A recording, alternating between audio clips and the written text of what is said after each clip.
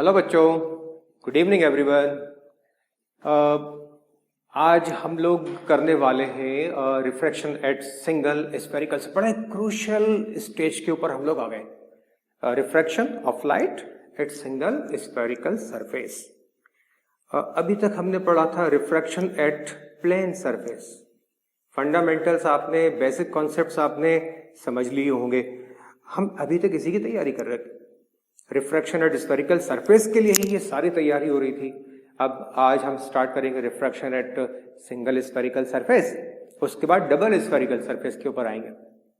Double spherical surface मतलब lens, तो वो तो बहुत ही इंपॉर्टेंट है।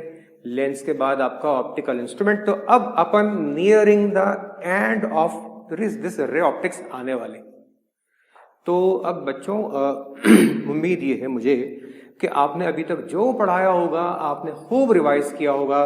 देखो, मैं आपको स्टडी मटेरियल आपको मिलने वाला है, अपलोड कर दिया गया है। ये सारे प्रॉब्लम्स आपको स्टडी मटेरियल में मिलेंगे। इसके अलावा थोड़ी दूसरी वैरायटी के भी प्रॉब्लम्स आपको मिलने वाले हैं, इसकी फिक्र आपको बिल्कुल नहीं करनी है। जो जो पढ़ाया जा रहा है उसको जरूर बेटा जरूर जरूर जरूर रिवाइज करना है। अब refraction at single spherical surface के ऊपर हमने कुछ जो लिए थे concepts, and Snell's law in particular. Snell's law तो भाई देखो इतना इंपॉर्टेंट है, मैं आपको शुरू से बताते जा रहा हूं कि देखो हर जगह आपको स्नेल्स लॉ यूज होगा। स्नेल्स लॉ को बड़े ध्यान से आपको अप्लाई करना है और उसकी प्रैक्टिस करनी। अच्छा, अब स्नेल्स लॉ हम यहां भी अप्लाई करेंगे। रिफ्रैक्शन एट स्फेरिकल सरफेस पे भी हम स्नेल्स लॉ अप्लाई करेंगे। तो अब यहां भी स्नेल्स लॉ अप्लाई होगा तो क्या एग्जैक्टली उसी सेंस में अप्लाई होगा जैसा हम प्लेन सरफेस के ऊपर करते आ रहे हैं? तो अब यहां थोड़ा सा डिफरेंस आएगा। हम थोड़ी सी स्ट्रेटेजी चेंज करेंगे। अभी आपको मैं थोड़ी देर के बाद एक्सप्लेन करने वाला हूं कि स्नेल्स लॉ हम यहां अप्लाई करते हैं तो अब इस पर्टिकुलर सिचुएशन में कहां दिक्कत आने वाली है। ठीक है, तो अब आप थोड़ा, अच्छा बहुत ज्यादा भी चेंज करने वाला नहीं हो। वो इसलिए करने वाला हूं कि प्रॉब्लम जब बच्चे करने बैठते हैं एग्जाम में तो उन्हें वहां पर थोड़ी सी न्यूमेरिकल्स, इन पर्टिकुलर न्यूमेरिकल्स को सॉल्व करने में समझ में नहीं आता। इसलिए मैं थोड़ा सा स्फेरिकल सरफेसेस के कॉन्टेक्स्ट में कुछ ऐसे मेथड से कराऊंगा कि न्यूमेरिकल आपको बड़ी आसानी से समझ में आ जाए। अभी तो बड़ी लिमिटेशन है कि मैं आपको न्यूमेरिकल्स ऐसे करवा रहा हूं कि जो अभी न्यूमेरिकल्स वो आपको देख के, डेटा देख के पूरा न्यूमेरिकल आसानी से समझ में आ जाएगा। उन बच्चों को तो बड़ी आसानी से समझ में न्यूमेरिकल आ जाएगा, डेटा देख के आ जाता है, जिन्होंने पूरा थ्योरी के डेरिवेशंस और पूरे थ्योरेटिकल कॉन्सेप्ट्स पढ़े हुए हैं। उन बच्चों को न्यूमेरिकल बड़ी आसानी से डेटा देख के ही समझ में आ जाता है। देखो, न्यूमेरिकल सॉल्व करने के लिए उसका समझना ही सबसे इंपॉर्टेंट है। अब मेरा थोड़ी लिमिटेशन है, मैं कोशिश करूंगा कि आपको न्यूमेरिकल भी डिक्टेट करवा दूं as far as possible, as much as possible. अच्छा यार, अब मैं तुम लोग से एक बात और करता चलूं कि देखो भाई, अभी आज मैंने न्यूज पढ़ रहा था मैं, तो ये बता रहे थे कि स्कूल्स का भाई अभी तो मामला 2-3 महीने तक खुलने वाला बिल्कुल भी नहीं है। और अगर 2-3 महीने के बाद, आज की डेट से 2-3 महीने के बाद अगर स्कूल खुलता भी है तो सारे बच्चे अलाउड नहीं होंगे। अभी जो आज की डेट में जो गवर्नमेंट ने ये मान के कि भाई देखो 2-3 बाद सब नॉर्मलाइज हो जाएगा, ये मान के गवर्नमेंट ने देखो गवर्नमेंट क्या करती है, हर 2-3 महीने के शॉर्ट टर्म प्लानिंग से चलती है, चलना भी चाहिए। उनका एजम्पशन ये है अगर 2 या 3 महीने बाद हालात अगर नॉर्मलाइज हो जाते तो स्कूल में एकदम से बच्चों को नहीं भर देंगे। उस स्कूल में जब 2-3 महीने बाद जब हम स्टार्ट करेंगे तो मुश्किल से 25% बच्चा स्कूल जाएगा, 75% बच्चा ऑनलाइन घर से पढ़ेगा। आज ऐसे रोटेट करेंगे, आज ये बच्चे आए, कल ये बच्चे आए, परसों ये बच्चे, एक के दिन में सिर्फ 25% बच्चा स्कूल जाएगा। आज की डेट में अगर 2-3 महीने से बाद अगर स्कूल सब खुल जाए, सब नॉर्मलाइज हो जाए, तो जबकि ऐसा दिखाई नहीं दे रहा कि अभी 2-3 महीने में सब कुछ नॉर्मलाइज हो जाएगा। गवर्नमेंट तो अपनी प्लानिंग करके चलना पड़ता है ना बेटा, 2-3। तो बेटा देखो, मैं कहना क्या चाह रहा हूँ, मैं कहना ये चाह रहा हूँ कि देखो ये ऑनलाइन क्लासेस आपकी ऐसे ही चलने वाली है इस सेशन में। 2-3 महीने और निकाल दो तो भैया, अगर आप 2-3 महीने निकाल दो तो जून, जुलाई, अगस्त, ठीक है, अब सितंबर, अक्टूबर, नवंबर, दिसंबर, 4 महीने आपको कुल मिला के मिलने वाले हैं। उनमें छुट्टियां भी हैं और ये जो खैर त्यौहार वगैरह भी हैं, विंटर वेकेशन वगैरह जो कुछ भी हो सकता है वो कम कर दी जाए, लेकिन 4 महीने से ज्यादा अभी आज की डेट में ये मान के चलो उससे ज्यादा मिलने वाला थोड़ी नहीं, फिर अगला सेशन आपका नवंबर में तो सब जगह नॉर्मल कंडीशन में नवंबर में सिलेबस कंप्लीट हो जाता है, और अगर थोड़ा डिले कर दो तो दिसंबर में सब स्कूलों में सिलेबस कंप्लीट हो जाता है, उसके बाद प्रैक्टिकल वगैरह की तैयारी शुरू हो जाती है, प्रैक्टिकल्स भी कम कर पाएंगे आप। तो मेरा कहने का मतलब ये कि देखो बच्चों, आदत डाल लो ऑनलाइन पढ़ाई करने की, यही तरीका अब चलने वाला है, ये बिल्कुल जो रियल फैक्ट है, फैक्चुअल पोजीशन है, मैं आपको बता रहा हूं। तो अब अपन को इसमें इस बात का पूरा ध्यान रखते हुए कि हमें पूरा जस्टिफिकेशन हो, हमें ऐसा लगे कि हम क्लास में ही पढ़ रहे हैं, पूरी कोशिश हम करने की कोशिश करेंगे कि बच्चा हमारा जो है उसका कोई नुकसान ना हो पाए। बल्कि मैं तो उल्टा ये कहूंगा कि यार अगर एक नेगेटिव कोई चीज चलती है तो उसमें से भी कुछ पॉजिटिव निकालने की कोशिश करो। मैं कोरोना नेगेटिव कोरोना पॉजिटिव की बात नहीं कर रहा, मैं तो ये बोलूंगा कि यार घर में तुम लोग के पास सफिशिएंट टाइम है तो उस टाइम का प्रॉपर यूटिलाइज करो।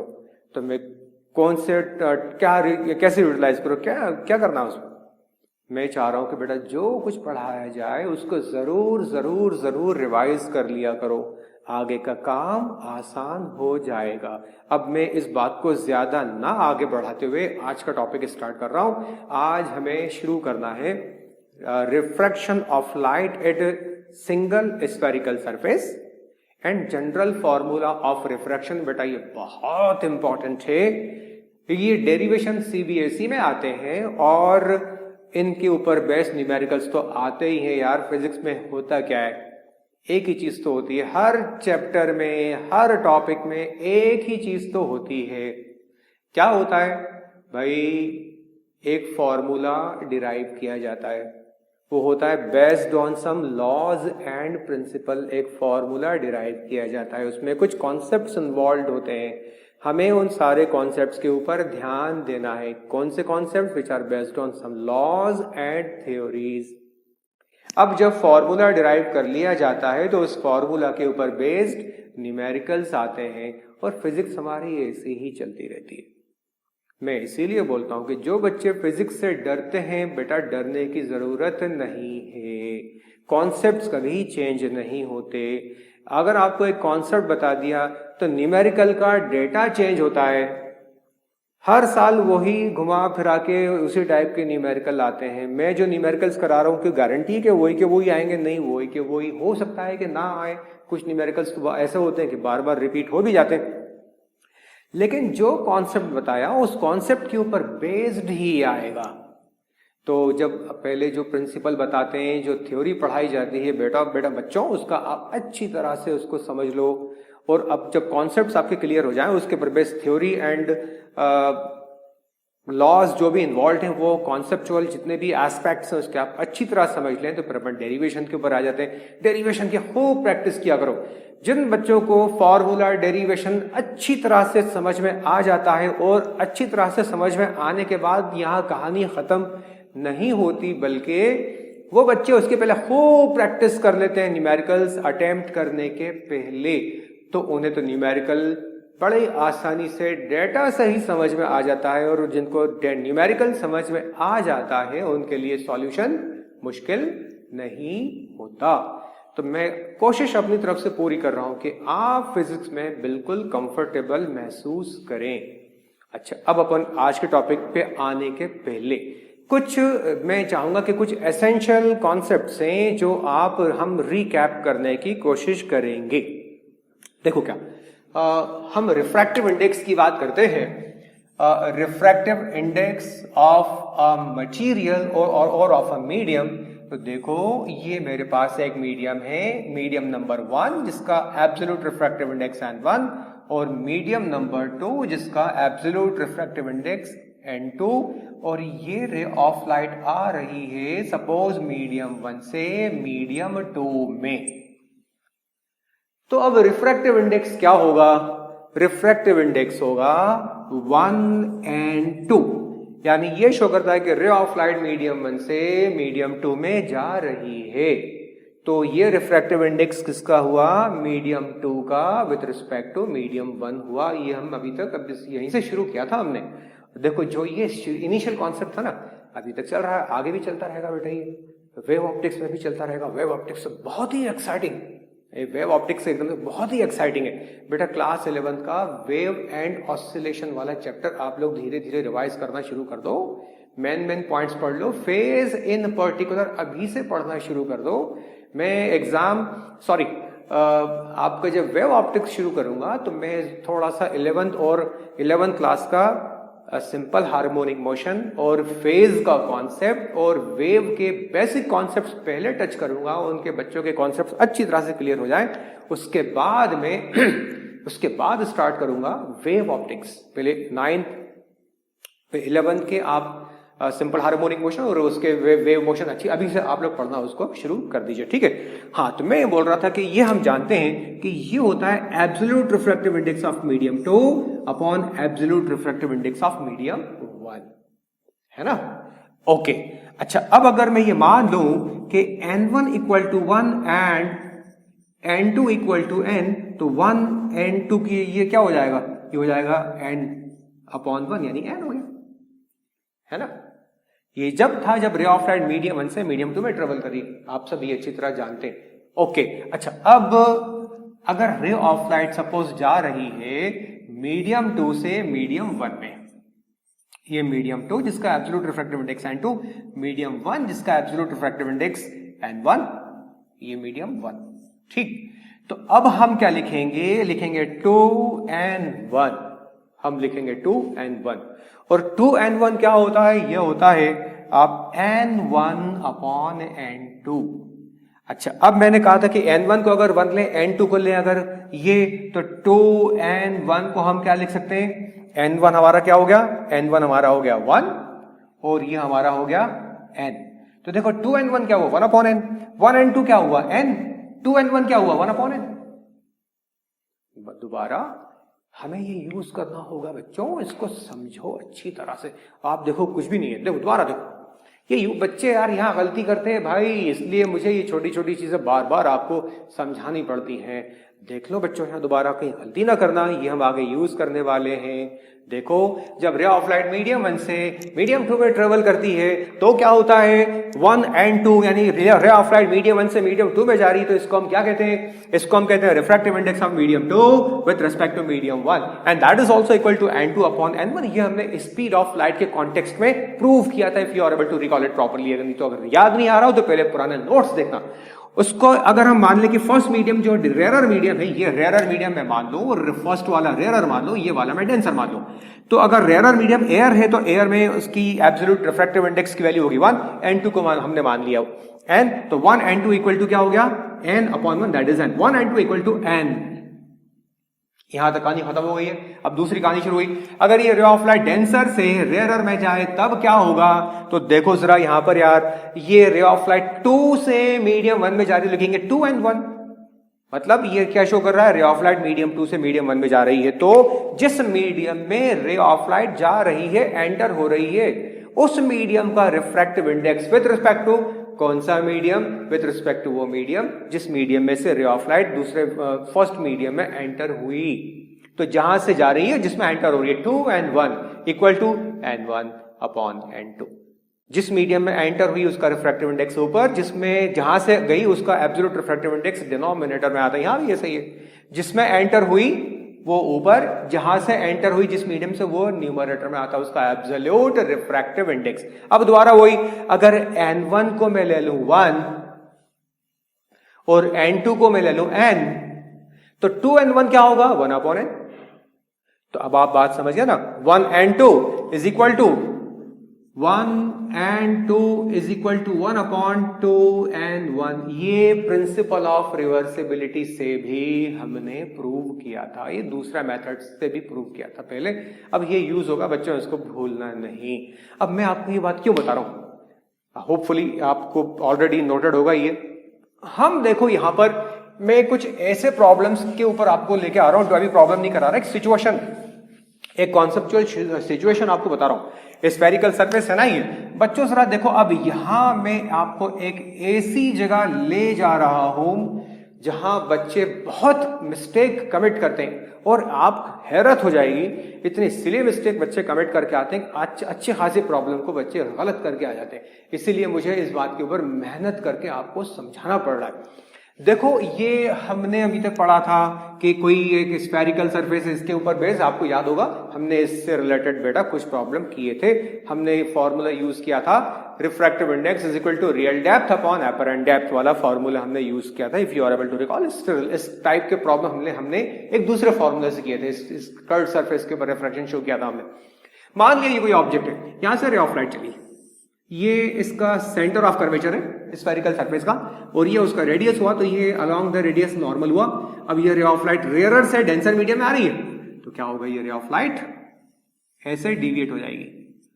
ठीक है, अच्छा अब ये इसका रिफ्रैक्टिव इंडेक्स n1 और इसका रिफ्रैक्टिव इंडेक्स डेंसर मीडियम का n2। बच्चों यहां बड़े ध्यान से देखना, ये मेरा एंगल ऑफ इंसिडेंस है, तो यहां मैं लगाता हूं स्नेल्स लॉ, ये n2 ये हो गया r, तो मैं लगाता हूं n1 sine i is equal to n2 sine r। ये मैं कब लगाता हूं, ये मैं जब लगाता हूं जब रिफ्रैक्शन हो रहा होता है एट फर्स्ट स्फेरिकल सरफेस।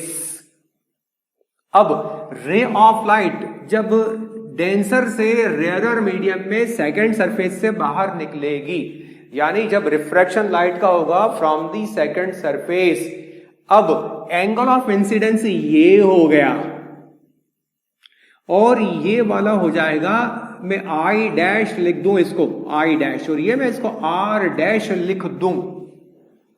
अब ये आई के साथ n1 आता है। बच्चों अब बड़े ध्यान से यहां देखना, यहां बच्चे गलती करके आते हैं।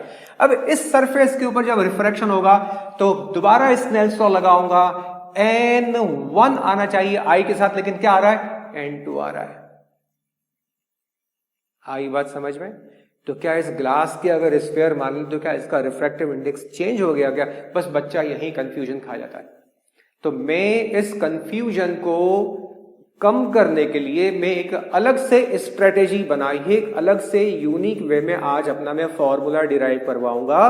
ऐसा फॉर्मूला जहां पर ये कभी n1 और कभी n2 नहीं बनेगा। देखो ये फर्स्ट सरफेस के ऊपर था, एट फर्स्ट सरफेस है ना, सेकंड सरफेस के ऊपर आऊंगा तो ग्लास का ये हो जाएगा n2 साइन, ये n1 लिखेंगे, n1 sine i dash is equal to n2 sine r dash. अब आप मेरे ख्याल से बात समझ गए होगे यार मेरी, कि जब यहां एयर से ग्लास में आ रहा है तो ग्लास का एयर का n1, ग्लास का n2, लेकिन जब ग्लास से एयर में जा रहा है तो पता चला ग्लास का अब n1 हो गया और ये n2। अब बच्चे बड़े लग जाते हैं यार।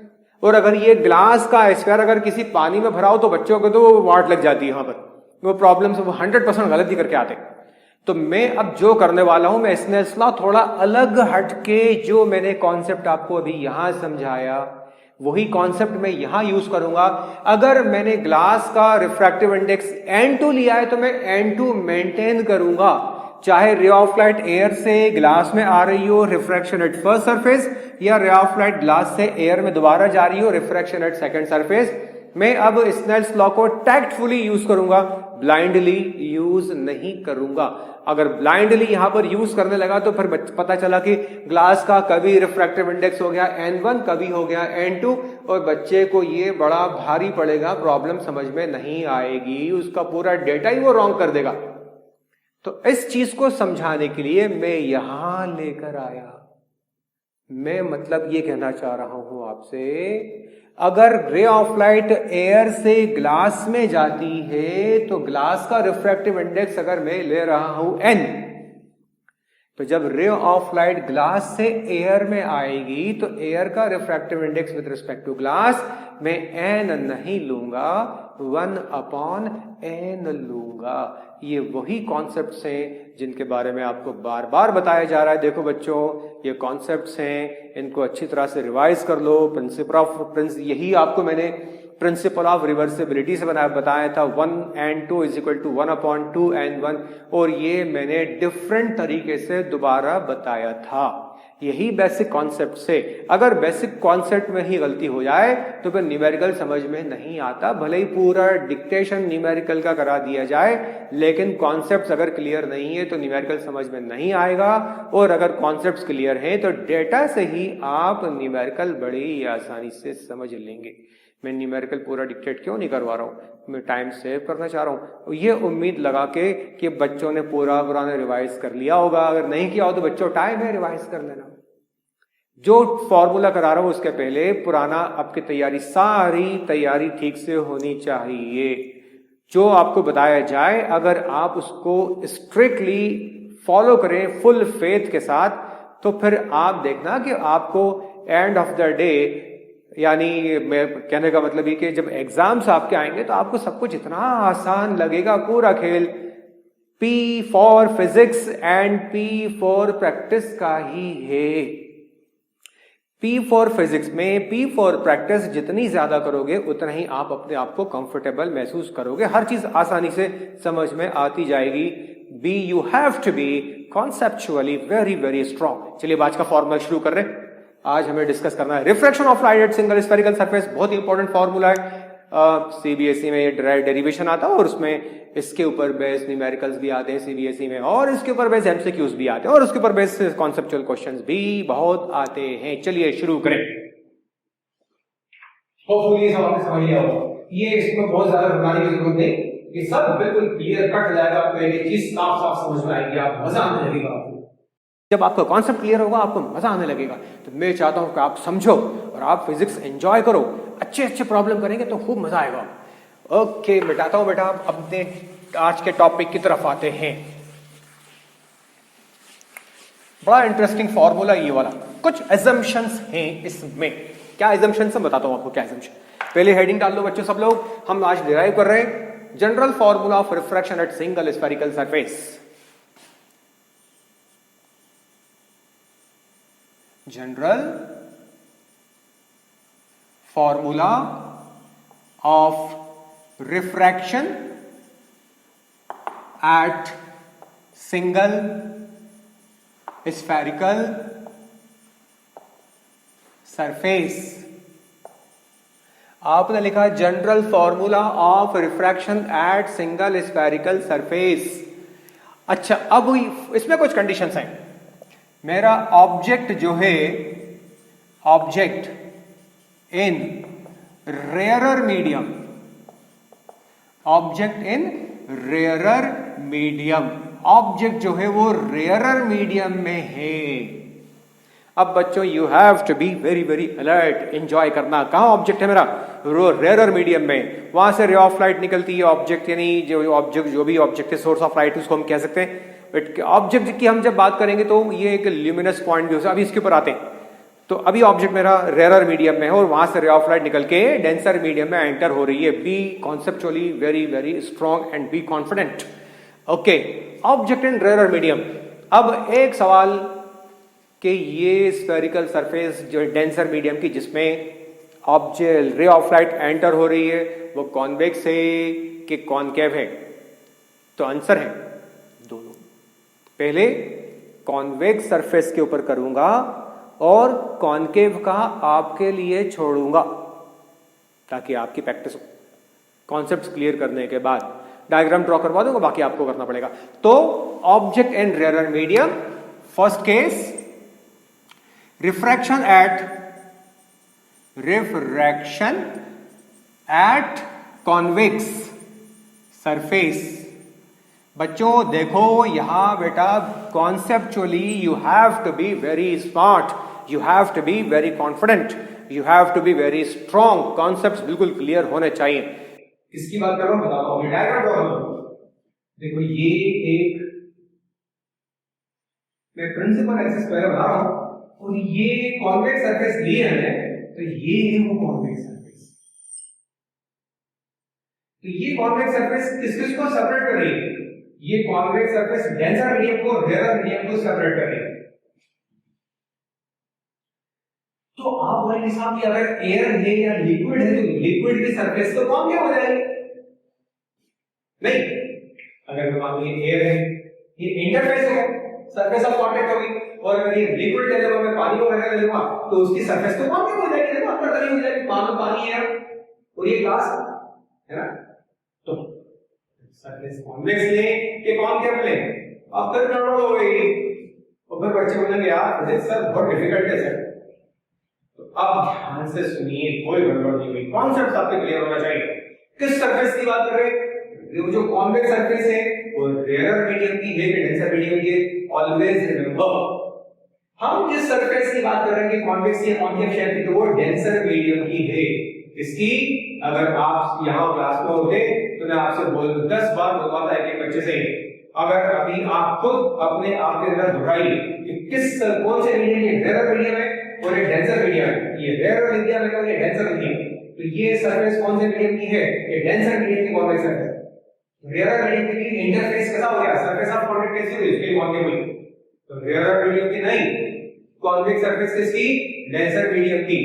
अगर सरफेस कॉन्केव है तो भी किसकी? डेंसर मीडियम की। ओके, तो ये मेरे पास एक स्फेरिकल सरफेस है। ये स्फेरिकल सरफेस दो मीडिया को सेपरेट कर रही है। इसके राइट साइड जो है वो डेंसर मीडियम है, जिसे पेपर वेट होगा ना, ग्लास गोल आपने पेपर वेट नहीं देखे ना, देखे ना? ओके, या means balloon filled with water है ना, वो भी एक तरह से डेंसर मीडियम है, ट्रांसपेरेंट बलून। ओके, ये डेंसर मीडियम है, ये रेयर मीडियम है, और रेयर मीडियम का एब्सोल्यूट रिफ्रैक्टिव इंडेक्स n1 और इसका n2। अब हम इसको n2 लिया है तो ये n2 ही रहेगा, डेंसर मीडियम का n2 ही रहेगा, इसको चेंज नहीं करेंगे। जैसे आपको मैंने बताया था कि एयर से ग्लास पे जा रही है तो n1, ग्लास से एयर पे जा रही है तो एयर से ग्लास पे जा रही है, तो बताया था आपको, तो एयर का n1, ग्लास का n2, लेकिन जब ग्लास से एयर पे जाती है अकॉर्डिंग टू स्नेस, तो अब ग्लास का n1 और एयर का n2 हो जाएगा। तो बच्चे यही तो गड़बड़ कर देते, यही मुझे समझ में नहीं आता। तो अब हमें मामला फिक्स, दो मामले फिक्स हो गए। नंबर 1, कौन सा मामला फिक्स हुआ? रेयर मीडियम का परमानेंटली n1 चेंज नहीं होगा, और डेंसर मीडियम का जो रेयर रिफ्रैक्टिव इंडेक्स है परमानेंटली n2 चेंज नहीं करेंगे।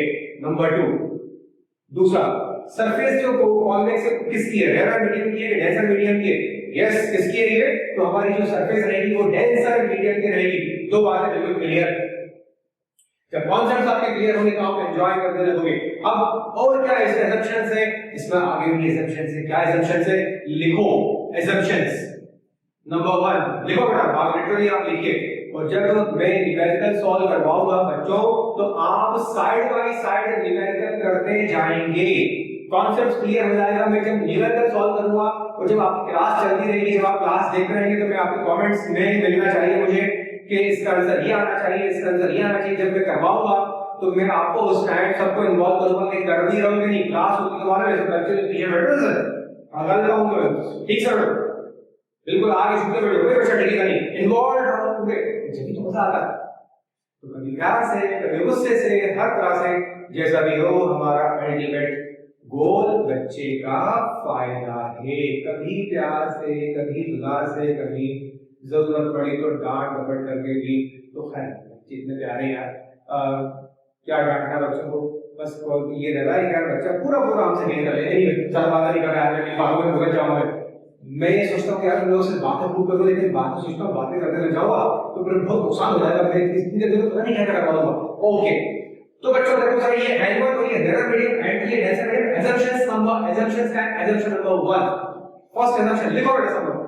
इस और स्फेरिकल सरफेस का जो एपर्चर है, इसका सरफेस का जो साइज है, डायमीटर सरफेस का एपर्चर वो बहुत small, aperture of the surface is small, number 1। Number 2, object is of point size, यहां मेरा ऑब्जेक्ट आ गया, object is of point size, object is of point size. जो ल्यूमिनस ऑब्जेक्ट होगा, bright object होगा, वो बड़े साइज का नहीं होगा, उसके एक पॉइंट से चाहिए, अगर कोई बड़ा भी होगा तो उसके एक पॉइंट से ही हम लाइट लेंगे। रिमेंबर जैसा हमने स्फेरिकल मिरर में किया था, कोई ऑब्जेक्ट के टिप्स को हमने ऑब्जेक्ट मान लिया था, जो नीडल की ऑब्जेक्ट नीडल ए भी जिसको लिखते हैं, उसके टिप को हमने पॉइंट को एक ऑब्जेक्ट को लिए मान लिया, तो वहीं से रिजल्ट निकालेंगे हमने। तो object is of point size, object क्या हुआ हमारा। Number 3, all the angles are very small. Number 4, the rays are paraxial, that is the vision is near normal vision। ये सारी बातें मैं दोहरा रहा हूँ, जिन बच्चों का मिस हो गया दोबारा लिख लेना। assumptions क्या है इसमें? Number 1, the spherical surface should be of very small aperture। बच्चों लिखते जाओ, spherical surface should be of very small aperture, number 1। Number 2, object should be of point size, object should be of point size. Number 3, point number 3, कुछ इसको नहीं कर दिया मैंने।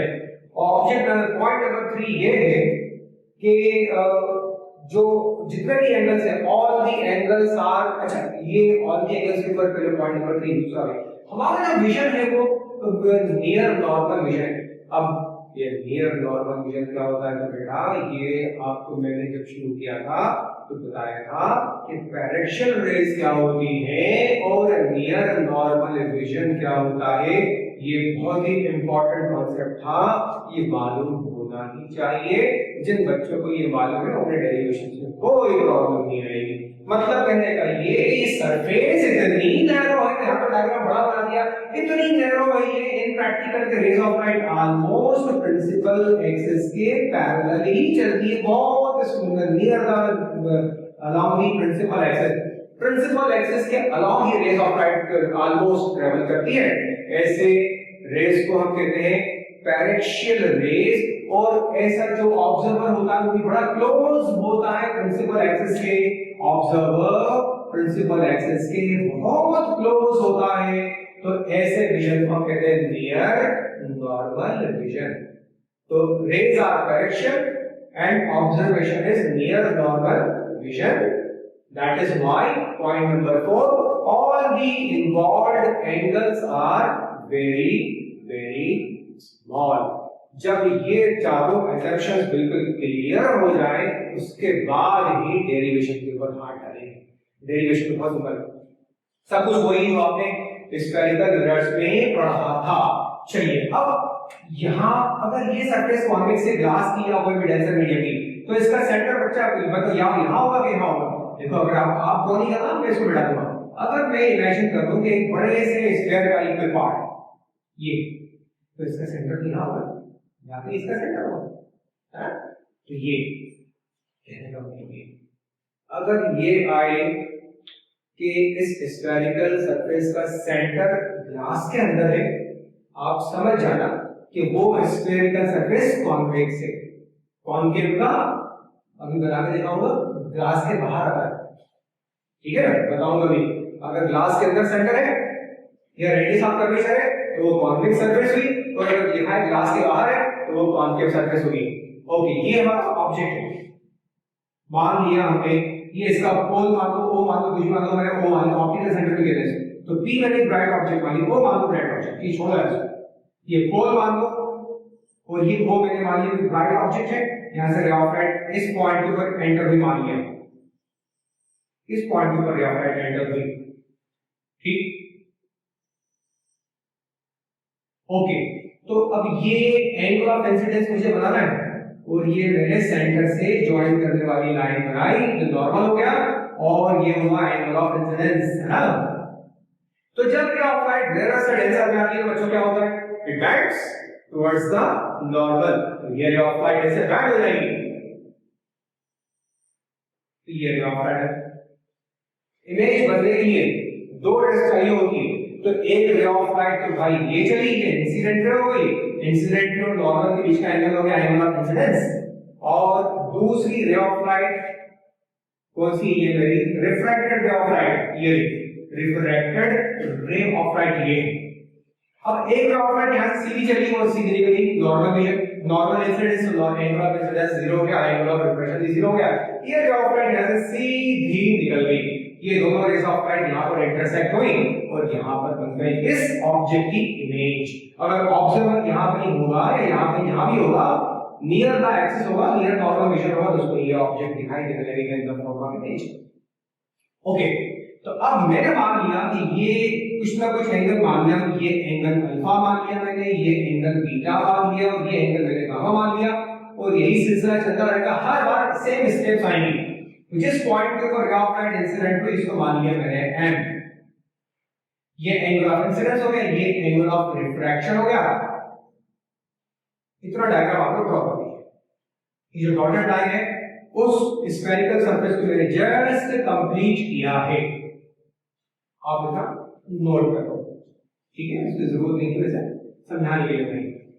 अच्छा, अब इसमें साइन कन्वेंशन भी यूज करेंगे, जो स्फेरिकल मिरर में क्या था हमने, क्या साइन कन्वेंशन था, ये पॉजिटिव एक्स एक्सिस है, पोल से जितने भी डिस्टेंसेस यहां मेजर होंगे पॉजिटिव इंसिडेंट रे की डायरेक्शन में, जो भी मेजर होता है पॉजिटिव ये जाते हैं इंसिडेंट रे के, ये इंसिडेंट है ना यहां से, ये इस डायरेक्शन में कहां से मेजर होंगे, पोल से, जो भी मेजर होंगे पॉजिटिव के अपोजिट, जितने भी डिस्टेंसेस मेजर होंगे इंसिडेंट रे के अपोजिट वो नेगेटिव होंगे, जो नेगेटिव एक्स एक्सिस के ऊपर वो नेगेटिव, जो पॉजिटिव वाई एक्सिस के पॉजिटिव, जो पॉजिटिव वाई एक्सिस के ऊपर वो पॉजिटिव, जो नेगेटिव वाई वही है, कोई नई बात हमारे साइन कन्वेंशन में नहीं है। अब यहां भी ऑब्जेक्ट होता है, इमेज होता है, यहां भी ऑब्जेक्ट डिस्टेंस होता है, इमेज डिस्टेंस होता है, तो अब ये यहां देखते हैं उसका मतलब PO, अब ये न्यूमेरिकल सॉल्व, न्यूमेरिकल ऐसे ही सॉल्व हो गया आपके, PO इज इक्वल टू हो गया ऑब्जेक्ट डिस्टेंस जो होगा माइनस U के लेफ्ट साइड है, क्लियर है ये, तो हमने क्या था, ये देखो यहां से इस तरफ सारे डिस्टेंसेस कहां से मेजर होंगे, पोल से होंगे, पोल से लेफ्ट साइड,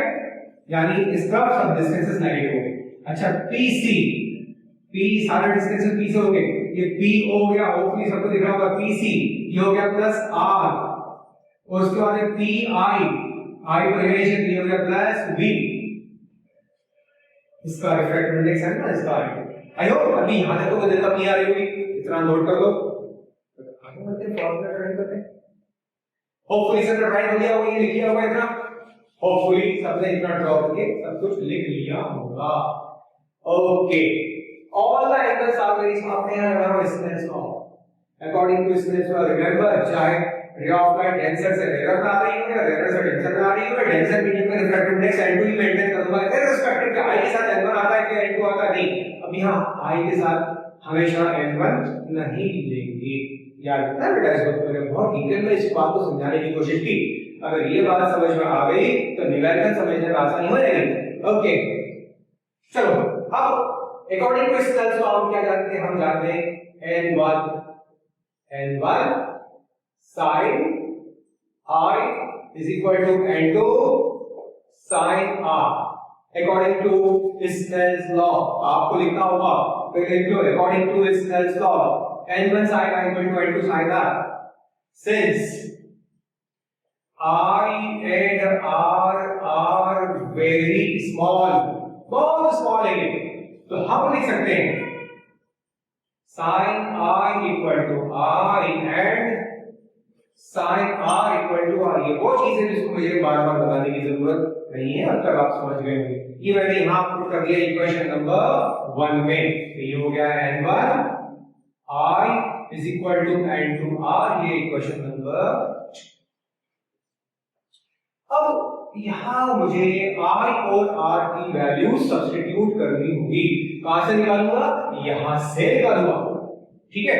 अच्छा तो ये I की वैल्यू कहां से निकाले, कौन से निकाले, तो बच्चों यहां आपको याद रखनी होगी एक सिंपल सी थ्योरम जो आपने पढ़ते आए होंगे, ये एक्सटीरियर एंगल और ये है जो अपोजिट रिमोट या अपोजिट एक्सटीरियर एंगल, ये मैं मान लूं थीटा 1, ये थीटा मान लो, ये मान लिया फाई मान लो, और ये मान लो अल्फा, अल्फा की जगह जो भी मान सकते हैं गामा, गामा यहां ले लिया अल्फा मान रहे हैं, चलो एक्स, तो एक्सटीरियर एंगल क्या होता है, अपोजिट इंटीरियर एंगल्स का सम होता है, that is we know that x is equal to theta plus phi, किसी भी ट्रायंगल में जो एक्सटीरियर एंगल होता है वो अपोजिट इंटीरियर एंगल्स का सम होता है। अब बच्चे यहां क्या करते हैं मालूम है, बच्चे यहां ट्रायंगल को आइडेंटिफाई करने में बड़े कंफ्यूज होते हैं और ये कंफ्यूजन प्रैक्टिस करते करते ही दूर होता है।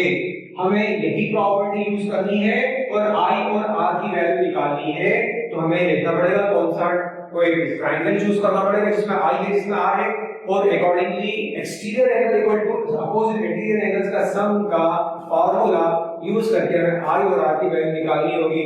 मैं आपको बता रहा था कि बच्चे ट्रायंगल आइडेंटिफाई करने में बड़ी मिस्टेक करते हैं, तो I की वैल्यू निकालनी है।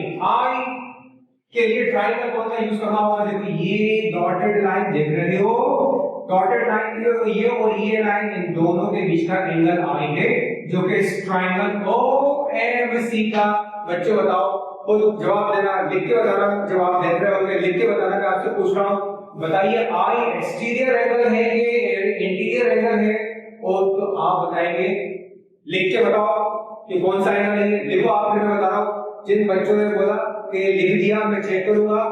एक्सटीरियर एंगल है आई, तो वो सही।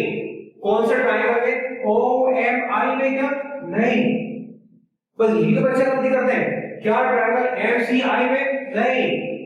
ये रे ऑफ डॉटेड लाइन, देखो ये dotted line, I is a dotted line और इसके बीच में बना है, तो एक लाइन तो ये हो गई और दूसरी लाइन ये आ गई। आइडेंटिफाई करना सीखो, यहां बच्चे गलती करते हैं, तो ये हमारा प्रिंसिपल एक्सिस तो है। तो कौन सा ट्रायंगल हो गया, triangle OMC. In triangle OMC, तो डायरेक्टली हम डिटेल में समझा रहा हूं कि बहुत इंपॉर्टेंट है एग्जाम के पॉइंट ऑफ व्यू से। अपन हंसते हंसते कर लेंगे, फिक्र करने की जरूरत नहीं, सब आपके कॉन्सेप्ट्स क्लियर हो गए, घबराना नहीं। इतना परफेक्ट कर दूंगा आपको मैं, आप प्रॉब्लम चुटकियों में करोगे, एंजॉय करके करोगे, लेकिन मैं जो बोल रहा हूं उसके हिसाब से उतनी मेहनत बच्चों करनी पड़ेगी। In triangle OMC exterior angle मेरा हो गया आई, लिख दिया मैंने आई। अपोजिट इंटीरियर एंगल्स कौन से हैं, अल्फा एंड बीटा है, अल्फा है बीटा, अल्फा प्लस बीटा। देखो गामा मत लिख देना, देखो ऐसा मत करना, देखो सी मिस्टेक्स मत करना, ठीक। अब इसी नंबर पर प्लस का हमारे क्वेश्चन नंबर 3। अब मैं चाहूंगा कि आप मुझे r की वैल्यू, यही फॉर्मूला यूज करके आप मुझे r की वैल्यू बताएं। बच्चे लिखना शुरू कर दो, r की वैल्यू क्या है लिखना शुरू कर दो। मैं चेक करूंगा कमेंट बॉक्स में, मैं कमेंट बॉक्स में मुझे कमेंट्स चाहिए बच्चों के मुझे कमेंट बॉक्स में कमेंट्स चाहिए। आप लिख के बताइए मुझे कहां से r की वैल्यू आएगी, कौन सा ट्रायंगल से आएगी और क्या वैल्यू आएगी। चलो आइडेंटिफाई करते हैं, r एंगल किस किस लाइन के बीच में बना। तो पहली तो डॉटेड लाइन आ गई MC, दूसरी MI आ गई। तो ट्रायंगल आइडेंटिफाई करो पहले, लिखो बच्चों कौन सा ट्रायंगल आइडेंटिफाई किया आपने।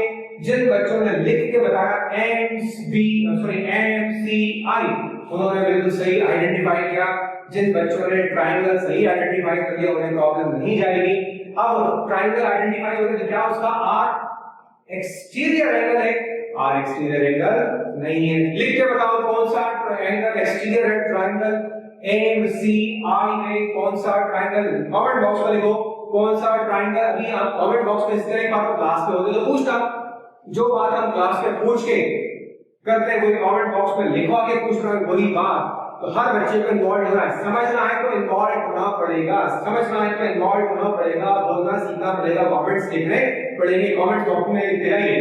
ट्रायंगल आइडेंटिफाई हो गया MCI, है ना।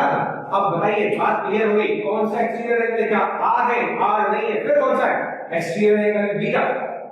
तो बीटा और R और गामा में क्या relation, yes beta is equal to, अच्छा यहां लिख कौन सा triangle N, triangle MCI, beta मेरा एक्सटीरियर एंगल है। बीटा इज इक्वल टू क्या लिखूंगा मैं, R प्लस गामा लिखूंगा। किसकी वैल्यू चाहिए, बीटा की वैल्यू चाहिए यार रखने के लिए, नहीं R नहीं चाहिए। तो किसकी निकालूंगा मैं यहां से वैल्यू, R की निकालूंगा, beta minus gamma, equation number 4 यार इतनी सी तो बात है, क्यों परेशान कर रहे हो भाई, आराम से करो, एंजॉय करके करो, आराम से खेलते खेलते पढ़ने का एंजॉय करते करते सब सीख लेंगे। छोटी से लेके बड़ी से बड़ी और डिफिकल्ट चीज आराम से सीखेंगे, पढ़ेंगे, आगे बढ़ेंगे और एंजॉय करेंगे, मजा भी आएगा। हो बड़ा अच्छे डेरिवेशन और आगे भी आने वाले हैं, मैं चाह रहा हूं एंजॉय करो, डेरिवेशन एंजॉय करो। लिखो बेटा कागज पर लिख लिया हुआ है, हो ठीक है, ओके। मैं दूसरा, और मैं अगर आपने ये लिख लिया होगा तो ये भी मिटा दूंगा, जो इक्वेशन तुम्हारा है तो मिटाना पड़ेगा, क्योंकि अब मुझे ये यूज करना है, ये स्पेस मुझे यूज करनी है। अब क्या करो, साफ समझ में आ रहा है कि इस इक्वेशन 2 में i की और r की वैल्यू करना है सब्स्टिट्यूट, कर दी है सब्स्टिट्यूट। तो n1 i की जगह में क्या लिखूंगा, alpha plus beta is equal to, ये वाला कौन सा वाला इज इक्वल टू, ये इज इक्वल टू साइन, फिर n2 आ गया, फिर r आ गया, r की जगह उसकी वैल्यू आ गई बीटा माइनस गामा। एक बार थोड़ा आपको मैं यहां दोबारा लेकर आ गया, देखो ये सरफेस इतनी छोटी है, इतनी स्मॉल है, क्योंकि पैरेलल सरफेस है, ऑब्जेक्ट पॉइंट साइज का है, सरफेस बहुत छोटी, तो मैं angle equal to arc upon radius इस एंगल के लिए भी और इस एंगल के लिए भी और इस एंगल के लिए भी सब के लिए मैं angle equal to arc upon radius easily comfortably use कर लूंगा, क्योंकि I and R are very small. ये सारे एंगल बहुत स्मॉल हैं, सरफेस बहुत छोटी है, जैसे ये। तो क्या होता है जब सरफेस बहुत, जब हमारा आर बहुत छोटा होता है, वेरी स्मॉल डी आर, है ना, तो हम क्या लिखते हैं एंगल इक्वल टू ds मान लो आर। एंगल इक्वल टू क्या होता है, एंगल इक्वल टू होता है arc ds upon radius R. Radius capital R लिख दिया, कैपिटल आर, और नीचे लिखो यार theta is equal to arc ds upon radius capital R. बस ये वाला फार्मूला यूज करना सब जगह। तो n1 बच्चों आप मुझे लिखकर बताओ कमेंट बॉक्स में, अल्फा को हम ये r हो जाएगा बहुत स्मॉल है सब जगह, angle equal to R upon radius. सबसे इजी मेथड बता रहा हूं आपको, हर बच्चे को ये समझना होगा। हमारा ऑब्जेक्ट पॉइंट साइज है, विजन नियर नॉर्मल विजन है, और सरफेस का एपर्चर बहुत बहुत बहुत कम है, इस वजह से ये it will be angle equal to R upon radius. Angle alpha के लिए भी, एंगल बीटा के लिए और एंगल गामा के लिए भी सबके लिए इक्वली एप्लीकेबल होगा। तो एंगल अल्फा इक्वल टू लिख लो कमेंट में, कमेंट बॉक्स में, आर क्या हो गया mp अपॉन रेडियस क्या हो गया po, po हो गया रेडियस, प्लस बीटा आ गया r mp प्लस रेडियस क्या हो गया pc, लिख दिया pc is equal to n2, ये वाला n2 आ गया, बीटा आ गया फिर से, बीटा यानी r mp, mp आ गया आपका r upon radius pc, again repeat हो गया, ये हो गया pc, फिर माइनस आ गया माइनस गामा, गामा के लिए r mp upon radius pi, mp upon pi। बस ऑलमोस्ट हो गया। जिस बच्चे ने अच्छा यहाँ की बहुत ही एक्स्ट्रा ऑर्डिनरी बातें यूज की है, क्या have we discuss something out of the word? हमने कोई आउट ऑफ द वर्ड बात यहाँ यूज नहीं की, सिंपल बेसिक फार्मूला यूज किया ना। बस ये माइंडसेट का पूरा खेल है बच्चों। यार ये तो मैंने पढ़ा है, यार ये तो मैंने पढ़ा है, दिमाग नहीं पढ़ा था, ये सीखो मुझे आता है, ये सीखो मुझे मालूम है। तो अभी हमने वही सब यूज किया है, आपको पुराना जो आपको सब आपने पढ़ा वही चीजें हमने यूज की। तो अब मैं यहाँ इन सब को बैठाऊं, इन सब की मुझे जरूरत नहीं, इन सब का काम हो गया। अब सिंपल हमें वैल्यूज का सब्स्टिट्यूशन करना है। तो यहाँ से mp बाहर निकाला, n1 का मल्टीप्लाई अंदर किया, तो mp बाहर आ गया और n1 अंदर मल्टीप्लाई हो गया अपॉन po की वैल्यू कितनी है, po की वैल्यू -u, तो मैंने लिख दिया -u, n1 -u, po की वैल्यू -u, या po की वैल्यू -u, ये प्लस साइन आ गया, n1 अंदर आ चुका है, mp बाहर जा चुका है, तो pc की वैल्यू क्या है, pc की वैल्यू है +r, तो ये हो गया r, ब्रैकेट बन गया, इज इक्वल टू mp बाहर ले आया मैंने और n1 n2 का अंदर मल्टीप्लाई कर दिया n2, और pc की वैल्यू कितनी हो गई, r हो गई, माइनस ये वाला mp बाहर आ चुका है, n2 अंदर आ चुका है, और pi की वैल्यू क्या है, pi की वैल्यू है +v, यहां लिख दिया मैंने v, ठीक है ना। ओके, mp से mp कैंसिल हो गया, दिस इंप्लाइज दैट अब क्या इसके भाई -n1 upon u plus n1 upon r is equal to n2 upon r minus n2 upon v, इसको याद रखो। तो n2 अपॉन v पॉजिटिव हो गया, माइनस n1 अपॉन u यहां as it is equal to n2 upon r, ये वाला term ये उधर शायद साइड शिफ्ट कर दिया, r वाले एक साथ कंबाइन कर लिए, n1 upon r, this means n2 upon v minus n1 upon u is equal to n2 minus n1 upon r। बच्चों ये वो फेमस फॉर्मूला है जिसको हम कहते हैं general formula of refraction at single spherical surface. आज आप इसकी अच्छी तरह से प्रैक्टिस करोगे, अगले टर्म में जब शुरुआत करेंगे तो इसी के ऊपर बेस का न्यूमेरिकल से शुरुआत करेंगे। Till then goodbye, till next term.